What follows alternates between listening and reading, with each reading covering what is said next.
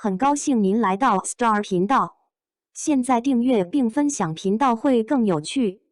赵丽颖凭什么云和断层第一？8年改写命运，她的传奇无人复制。2025年5月，一部《造成者》杀青，赵丽颖以短发造型再现基层干部形象，全网沸腾。而在此之前，云和数据曾放出数据，赵丽颖主演剧集累计云和播放量突破850亿，断层领先同期演员超300亿。网友惊呼：这女人连呼吸都在破纪录。但鲜少人知，这个收视女王的登顶之路，竟是从一场全网群嘲开始。850亿播放量背后的赵丽颖法则。2017年《楚乔传》横空出世，沙漠滚沙，零下打戏，瘦成纸片人的赵丽颖，用一句“我要带你们回家”点燃观众热血。单日播放量3亿，热播7集均2.49亿，创下云和历史最高纪录，至今无人打破。此后8年，她以精准选剧加极致演绎杀出血路。知否？开播6年仍稳居榜单前10，长尾效应堪称内娱活化石，网友戏称电子榨菜界顶流。风吹半夏，素颜增肥演活90年代女企业家，单平台播放量40亿加，被广电总局评为年度标杆。与凤航、仙侠回归即登顶，云和首播3421万，热度破3万，被 Netflix 抢下全球版权。更恐怖的是，他是唯一手握16个收视年关，并实现腾讯、爱奇艺、优酷、咪咕4平台热度破万的演员。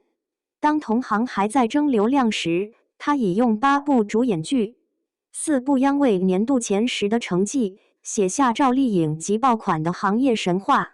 奖项大满贯，从流量小花到国家级认证。2024年。赵丽颖凭借《风吹半夏》同时斩获飞天奖优秀女演员与金鹰奖最佳女主角，成为10年来首位双料视后。颁奖礼上，她以流利英语剖析角色美学，台下媒体录音比红灯齐亮。这一刻，她彻底撕掉古偶标签。回看她的奖杯之路，堪称逆袭教科书。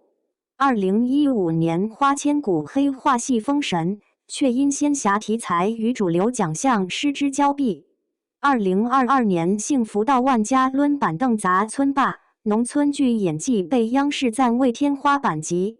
2025年造成者为播鲜火，预告片中贪图造成的坚韧身影，已预定了下一座奖杯。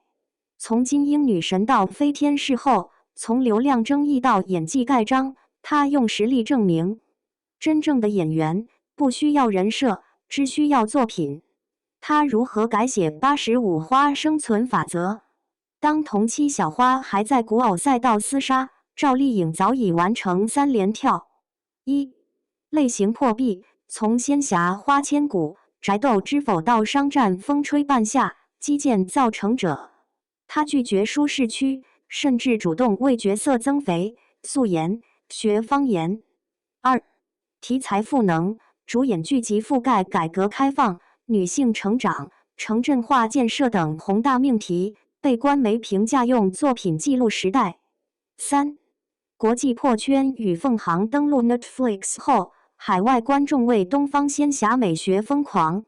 有外媒称，他让世界看见中国剧的厚度。更狠的是，他以一己之力打破圆脸不能当女主的潜规则。2013年《陆贞传奇》开播时，导演曾直言她的脸型不符合主流审美，结果该剧收视破2.7%，直接将她送上金鹰女神宝座。如今，圆脸成了观众原代名词，它不是迎合规则，而是创造规则。观众为何独爱她？答案藏在一滴泪与一把沙里。有人说，赵丽颖的演技是刀尖上跳舞。《楚乔传》中，沙漠濒死戏拍完后，她因脱水晕倒，却坚持不用替身。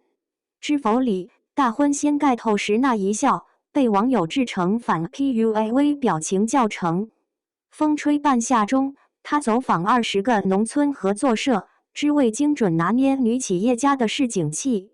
观众从他身上看到的不仅是角色，更是一个普通女孩的极致坚持。非科班出身，被炒土气，经历全网黑，她却用16年时间，从新还珠丫鬟晴儿走到奖项大满贯视后。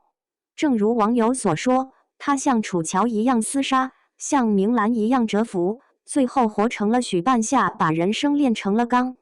造成者杀青短片中，赵丽颖在滩涂上扛着铁锹，身后是万丈高楼平地起，弹幕刷屏，这才是大女主。而此时的她早已将目光投向更远处，我要做的不是顶流，而是跨越时代的演员。